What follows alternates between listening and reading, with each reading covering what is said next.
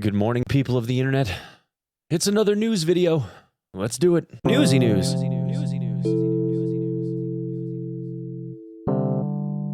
Hello everyone, my name is Onepeg. Just as a reminder, when this video is live, I will be live once again on twitch.tv/Onepeg, so please stop by if you would be so kind. 556 in Tarkov, I have always kind of joked as a tongue-in-cheek thing that it was garbage. And of course, all rounds in Tarkov are incredibly lethal. The game has an incredibly low time to kill. Compared to other rounds, though, 556 has felt like it's been lacking since the 12.12 patch back in December, on December 12th. With the new ballistics changes, if you look back to a video that I made where I outlined how the ballistics in Tarkov had changed, the ultra-high penetrating rounds, like Igolnik, for instance, were having a lot of issues doing enough headshot damage to kill someone at a range of, say, over 80 meters. BSG subsequently ended up modifying that and fixing it and saying, okay, well, we made an error and there was too much fall off at range, so now Igolnik will headshot somebody at 100 meters, but after 120, it doesn't do enough damage. Compound that with a tier 4 helmet and something like Igolnik just won't do the job. Much less the idea of sniping rogues or raiders at distance, which you can get away with because they have 40 head hit points and you just don't do enough damage there either, which starts making you look down the list. Anyway, with the idea of 556, it always felt like it was lacking, even to 545 and 76239, which in some cases had its own problems. But almost all of the 556, I guess, catalog had those issues. Yesterday, in the afternoon, BSG started kind of working away at that, and they gave us some more damage to 556. We got a pretty good buff.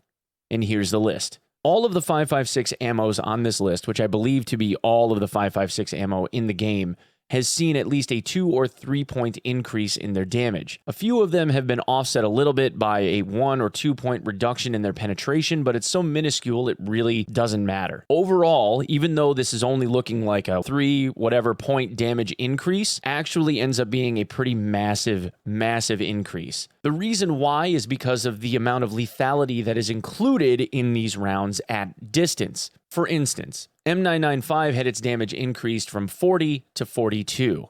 That means that at 100 to 150 meters, you can one-tap headshot a rogue, even through a helmet, because it still retains the amount of penetration power that it had all this time. An 855 A1, for instance, which is usually the go-to for people that are looking for a good all-around round, went to 49 damage from 46, and now has 44 pen instead of 45. So the 1 point of penetration difference isn't really the thing here. The difference is that this equates to about a 75 to 85-ish meter increase in lethal range. So something like 995, for instance, which had a lethal range up to about maybe 125 meters, meaning that you needed 35 damage to the head in order to be able to drop somebody, that's now increased to 185 meters if you have a tier 4 helmet on, and about 205 meters if somebody has no helmet on. Significant difference. In this case, it's all about damage holding up over range. So this ends up being a rather significant buff to 556. Of course, the question is whether or not this makes 556 good. It definitely makes it a lot better. And I think it puts it in a position where people can actually start using 556 again and feel like it's a bit more reliable. It should be. For those of you looking to use it, I would say get out there, do some testing, leave a comment, let me know what you think about it. This got changed yesterday, so obviously don't go before yesterday. I would say go do some testing. Leave a comment, let me know what you guys think about it. And real quick, I want to take care of some corrections from the video yesterday. At the beginning of the video, I talked about how the SV98 had its weight reduced significantly. That's because the barrel, the uppers of the SV98 were the thing that has its base recoil and base weight stats.